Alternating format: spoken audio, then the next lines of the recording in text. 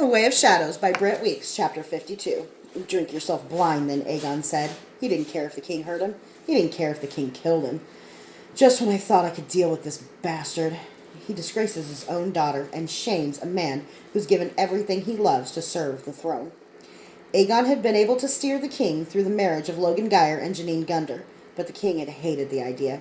He was jealous of Logan's looks and intelligence, jealous of how much people approved of his choice, and angry that Janine had been excited to marry Logan rather than resigned to it. But if Aegon had done one valuable thing in his 10 years of serving this hell-spawned brat, it had been convincing the king to appoint Logan crown prince.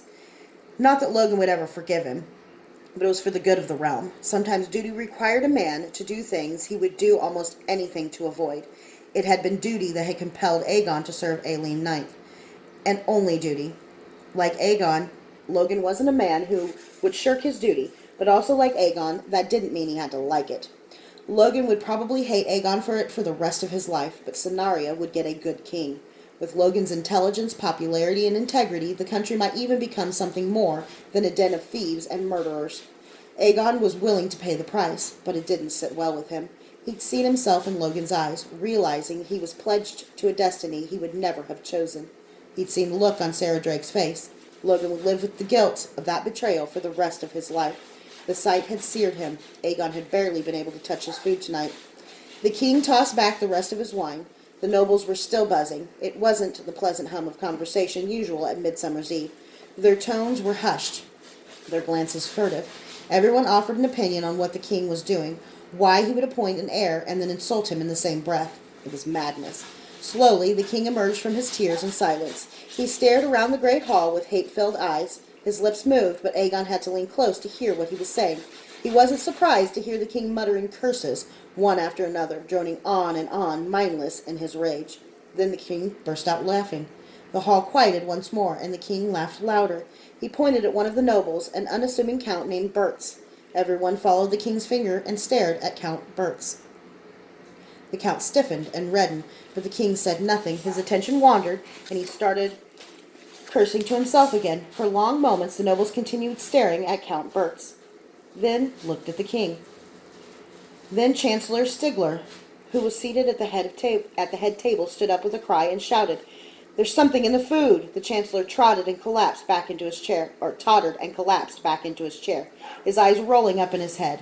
Next to him, a man the king had always hated, Lord Rule, suddenly slumped forward. His face smacked into his plate, and he lay still. The king laughed. Aegon turned to him.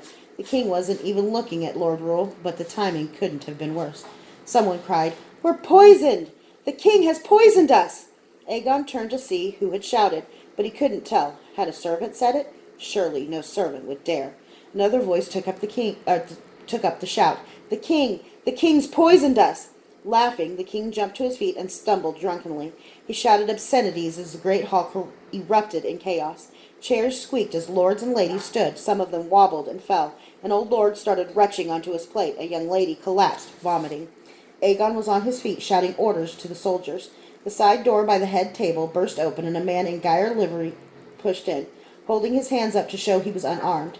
His livery was torn and bloody. A gash bled beside his eyes, streaming blood down his face. Geyer livery? None of Logan's servants were here tonight. "Treachery!" the servant shouted. "Help! Soldiers are trying to murder Prince Logan! The king's soldiers are trying to murder Prince Logan! We're outnumbered! Please help!"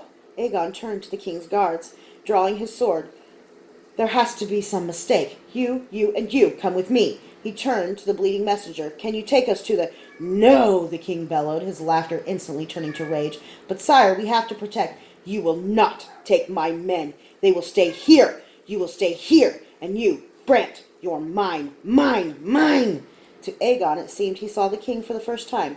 He'd seen Elaine the Ninth as a fool, wicked child for so long, or as a foul, wicked child for so long that he'd forgotten what a foul, wicked child with a crown could do.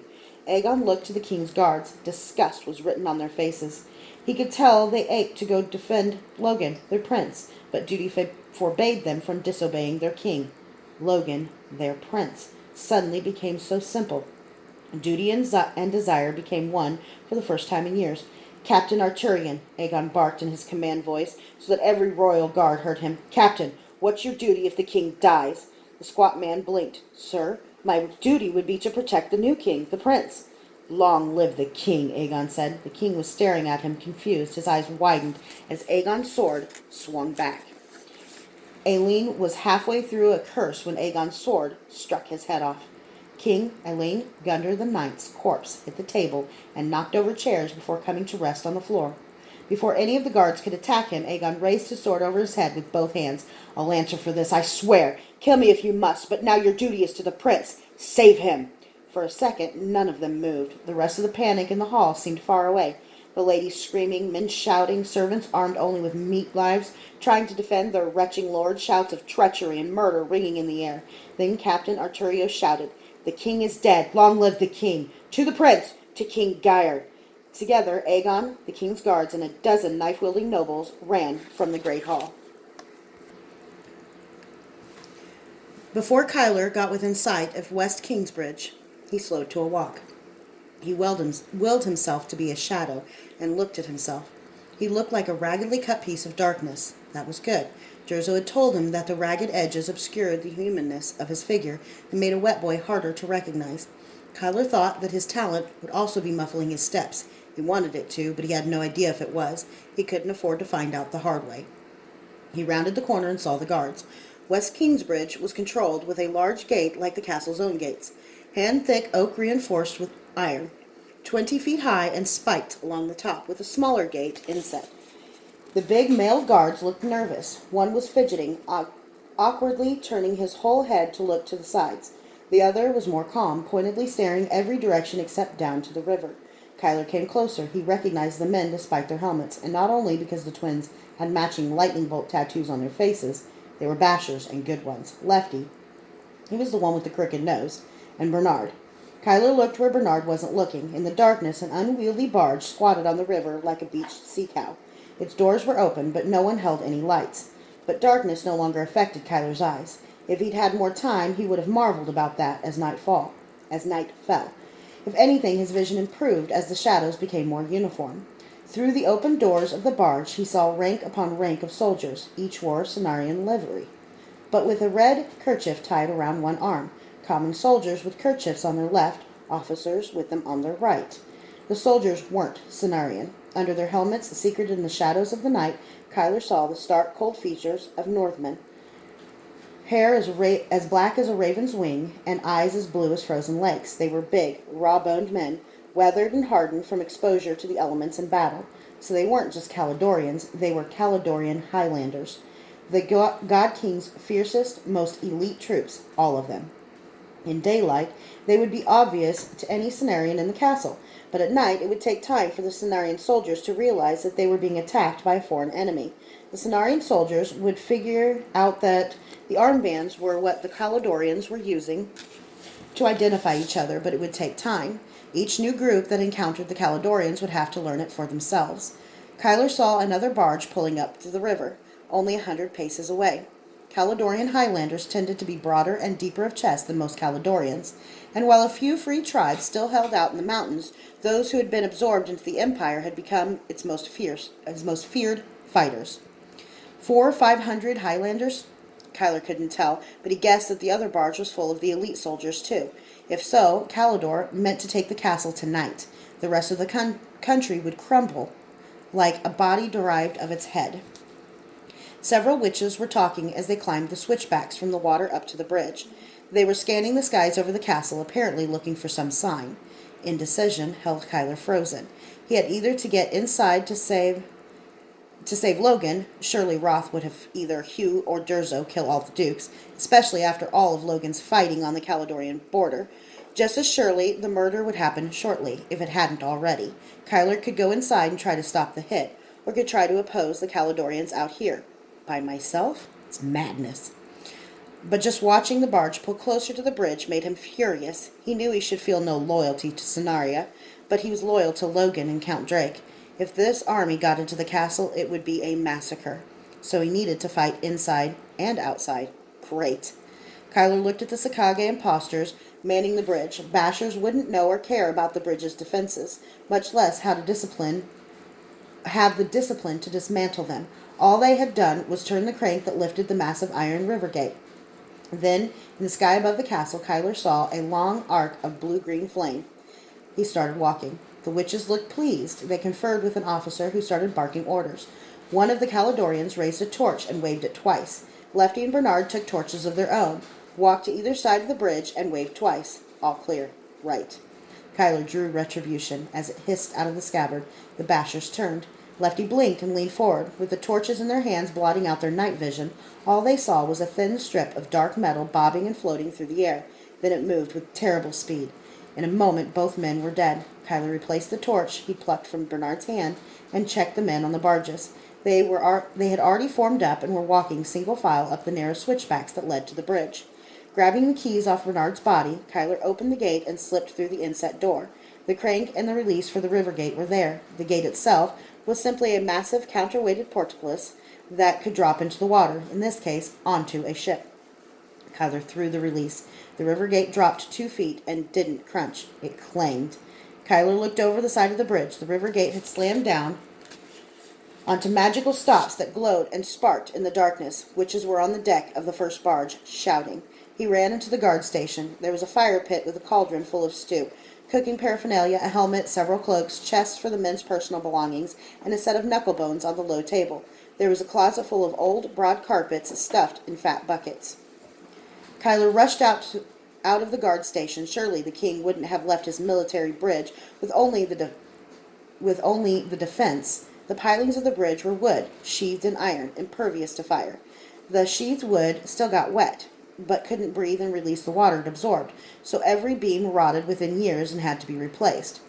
Why would the king be so peculiar about fire? And then Kyler saw why. Along either side of the bridge were long wooden beams set on pivots. On the end of each beam was a huge clay globe as wide as Kyler was tall. At least part of the clay was molded over iron, because a mooring rope was tied to an iron loop at the top of the globe. Several small handles also protruded from the sides. Pulling on one handle, Kyler found a bracket. As he slid it out, a wash of oil fumes swept over his face. It took him several precious seconds of staring at the entire contraption to understand. The arms would swing out over the side of the bridge, holding the globes full of oil, then drop them onto any boat passing underneath, and hopefully set it on fire in spectacular fashion. He rushed back to the gate and grabbed the torches the guards had been carrying. He closed and locked the gate quickly. The advance party of Caledonians were almost to the bridge. What am I doing? The first barge was starting under the bridge. There was no time. Kyler kicked a safety latch, holding the beam in place, and pushed on it. It didn't move. He stumbled and almost tripped over taut ropes at his feet, cursed, and flung himself against the beam again. Hadn't the damn soldiers ever greased this thing? Finally, it occurred to him to use his talent. He felt power flowing through him, and he could lift a wagon on his back. He pressed against the beam and could feel himself shimmering, the ragged black covering and uncovering his skin as he redirected his talent. If I'm lucky, they won't even know I'm here until it's too late. A ball of crackling green witchfire flew over the globe, missing it by a yard. Yells sounded from below. Whether the witches saw Kyler or just his torches, they weren't pleased. Kyler pushed against the beam, but with nothing to brace his feet against, he just slid across the planks. The beam barely moved.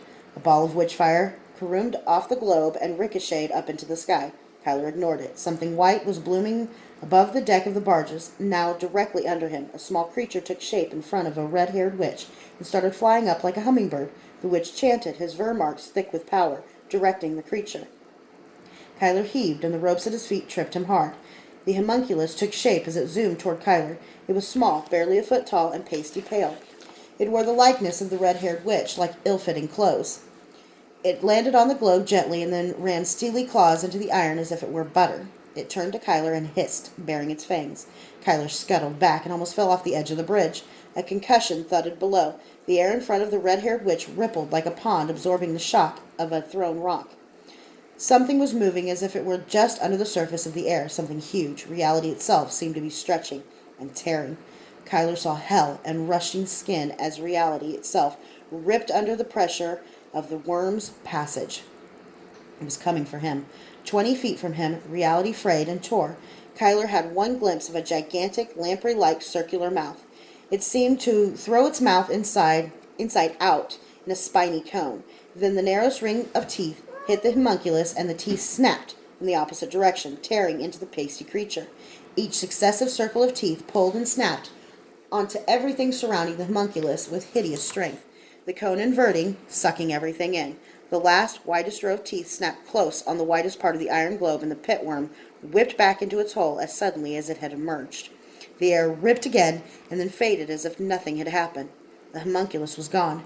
So were 3/4 of the globe. Clay crunched and iron sheared off as if it were lard. Oil dribbled onto the water beside the barge. The soldiers cheered. The first barge had passed the bridge, and the second barge was just emerging.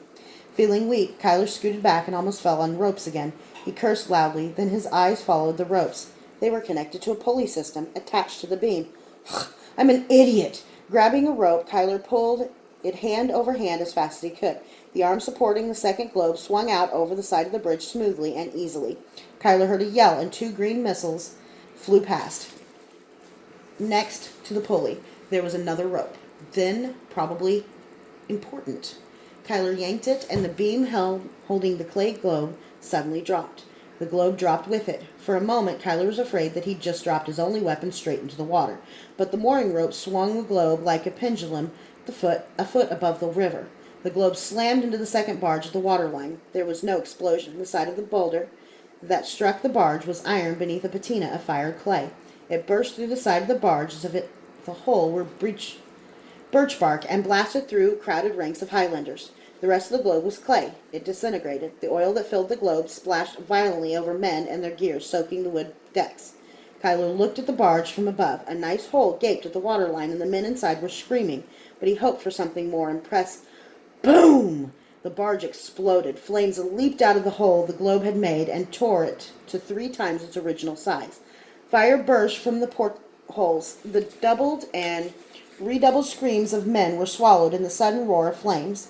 Men who'd been standing on the deck of the ship were thrown off their feet, and not a few of them into the water. Their armor dragged them helplessly under the gentle waves. As quickly as it had sprung up, the gush of fire disappeared. Smoke continued to roll out of the portholes, and men were streaming up onto the deck.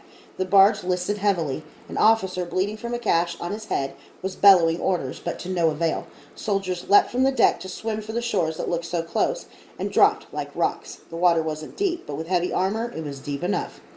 Having paused for several moments to turn from feeding on oil to feeding on wood, the fire advanced again like an insatiable beast. Fire roared up onto every deck on the ship, and even as the barge drifted forward, Kyler saw that it wasn't going to make it to shore. A few men had the sense to tear off their armor before they leapt overboard, and others were clinging to bridge pilings, but at least 200 Highlanders would never fight on Cenarian soil. The gate behind Kyler shook as something struck it. He cursed himself. He shouldn't have stayed, shouldn't have watched while he could have been running. No Cenarian soldiers had come running during his battle, and weren't coming even now. 2 minutes after the first signal, however bad that was, whatever was happening at the castle must be worse. The gate blew apart, and witches aglow with power strode through its smoking remains. Kyler ran for the castle.